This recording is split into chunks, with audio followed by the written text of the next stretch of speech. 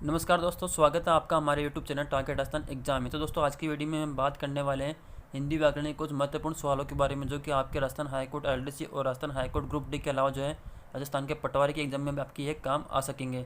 तो इस वीडियो शुरू करने से पहले आपको बता दूं कि अगर आपने जो है चैनल को सब्सक्राइब नहीं किया है तो चैनल को जो है सब्सक्राइब कर लेता है, ताकि अगली बार अगर कोई भी पेपर आए तो उसका नोटिफिकेशन आपको टाइम पर मिल जाए।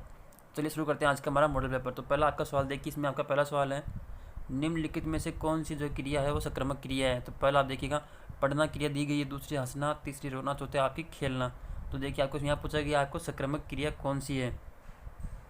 तो यहाँ पे आपके ऑप्शन नंबर एक जो है पढ़ना आपकी जो होती है ये आपकी होती है संक्रामक क्रिया यहाँ पे, क्योंकि आपने पढ़ा होगा कि संक्रामक क्रिया की अभी कई क्रिया होती हैं जो सिंपल वे में आपकी होती है, वो आपकी संक्रामक क्रिया होती है, इसमें पढ़ना भी आपके यहाँ पे शामिल होती है। अगला आपका सवाल है, निरस्त करना शब्द का अंग्रेजी परिभाषित शब्द क्या होगा। आपको ये बताना है कि निरस्त करना जो है इसका अंग्रेजी मीनिंग क्या होगा। तो यहाँ देखिए, यहाँ पे जो है रिवोक यानी ऑप्शन नंबर बी आपका जो होता है इसका मतलब होता है निरस्त करना, क्योंकि रूटीन का मतलब होता है कोई चीज़ में आपको जो है लगातार कोई चीज़ अगर होती है तो उसको बोलती है एक तरीके से रूटीन होना। इसी प्रकार रिवोक आपका होता है निरस्त करना। ऑप्शन नंबर बी आपका इसमें सुझाव रहेगा।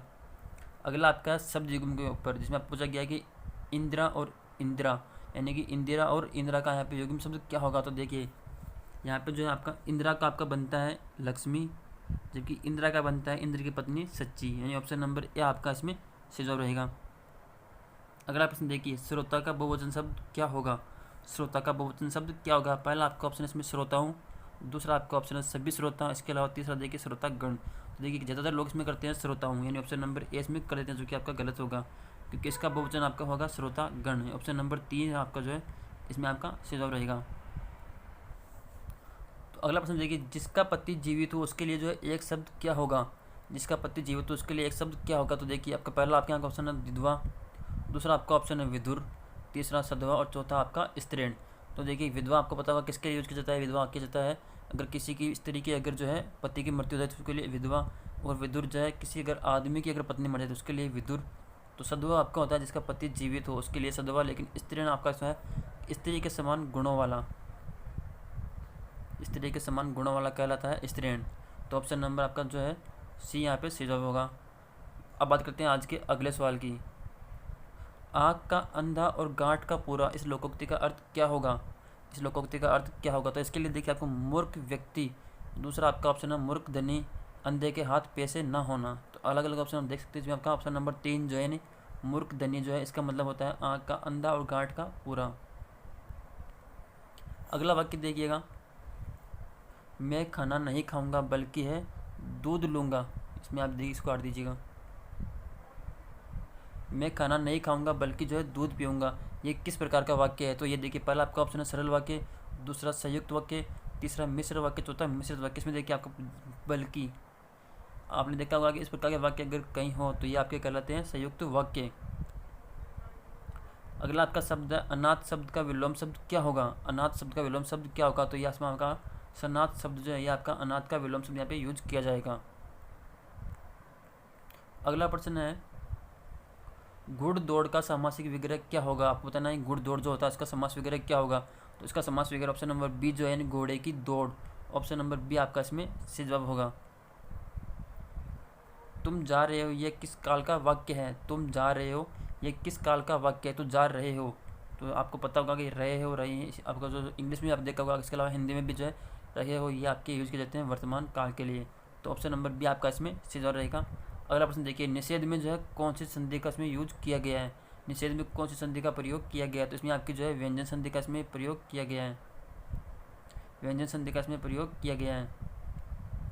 अगला प्रश्न देखिए, अकाउंटेंसी जो होता है, अकाउंटेंसी का मतलब क्या होता है। लेखा अधिकारी होता है, लेखा विधि होता है, या लेखा शास्त्र या लेख होता है। तो अकाउंटेंसी का मीनिंग होता है वो आपका होता है लेखा विधि। ऑप्शन नंबर बी आपका इसमें सही जवाब रहेगा। अगला प्रश्न देखिए, आज का हमारा निम्नलिखित में से किस शब्द में जो है बे उपसर्ग का यूज नहीं किया गया है। आपको बताना है किसमें जो है बे उपसर्ग का प्रयोग नहीं किया गया है। तो देखिए पहला आपका ऑप्शन है बेजान, दूसरा आपका ऑप्शन है बेईमान, तीसरा आपका ऑप्शन है बेचान और चौथा आपका ऑप्शन है बेवकूफ़। तो यहाँ ऑप्शन नंबर 3 देखिए बेचान जो है इसमें जो है बे का उपसर्ग का उपयोग नहीं किया गया, क्योंकि जान से बजान, ईमान से बेईमान, इसके अलावा वकूफ़ से बेवकूफ़ से बनता है, लेकिन बेचान जो है इसमें आपका जो है बे उपसर्ग यहाँ पे यूज नहीं किया गया है। तो ऑप्शन नंबर सी आपका इसमें सही रहेगा। अगला देखिए आप, राजपुत्र में जो है कौन सा समास है। राजपुत्र में जो है कौन सा समास है? तो देखिए तत्पुरुष समास इसमें आपका शामिल है, तो इसका तत्पुरुष समास होगा राजा का पुत्र या राजा का पूत। तो इस प्रकार आपका जो ऑप्शन नंबर आपका ए इसमें सीधा रहेगा। अगला शब्द देखिए, प्रिय शब्द का स्त्रीलिंग शब्द क्या होगा? प्रिय शब्द का स्त्रीलिंग क्या होगा? ऑप्शन नंबर ए है प्रियतम, ऑप्शन नंबर बी है प्रिया, ऑप्शन नंबर सी प्रिय, चौथा आपका जो है प्रियसु।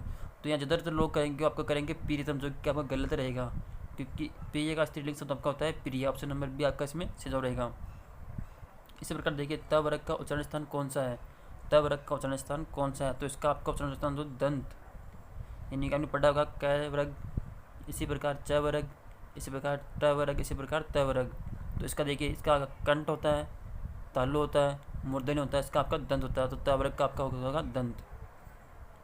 सफाई शब्द जो है इसमें आपका कौन सा है? सफाई शब्द क्या है? भाववाचक संज्ञा है, विशेषण है, अवयव है, या फिर संज्ञा और विशेषण दोनों है? तो यहाँ देखिए भाववाचक संज्ञा जो है ये आपकी होती है सफाई से।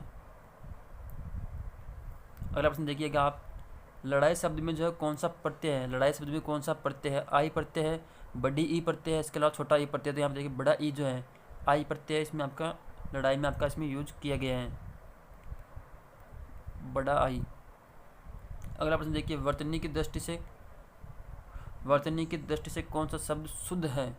कौन सा शब्द शुद्ध है? इसको छोड़ दीजिएगा। आगामी शब्द का विलोम शब्द क्या होगा? आगामी शब्द का विलोम शब्द क्या होगा? तो इसको आपका गत जो है ऑप्शन नंबर ए आपका इसमें सही रहेगा। तो दोस्तों को या तो वीडियो आपको अच्छी लगी तो वीडियो को जो है लाइक और शेयर करना ना भूलें। धन्यवाद दोस्तों।